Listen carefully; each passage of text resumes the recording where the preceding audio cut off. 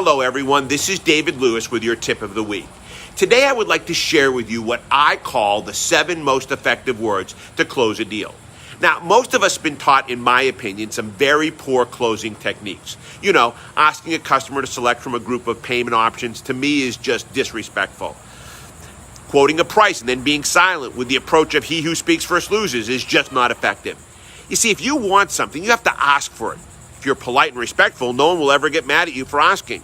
When it comes time to close the deal, you want something. You want a sale. So just politely ask for the sale. So here is my tip of the week. After you have presented your numbers, just ask these 7 simple words. Mr. Customer, Mrs. Customer, and here are those words. Would you like to buy the car?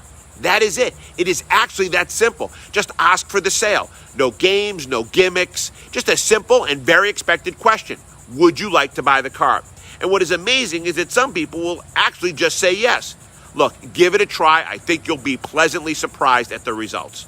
Good luck, everyone, and please be safe. Try DLA Online and DLA Live to discover why the top automotive professionals already have. For more information, visit our website at www.davidlewis.com or call us at 321-435-6000.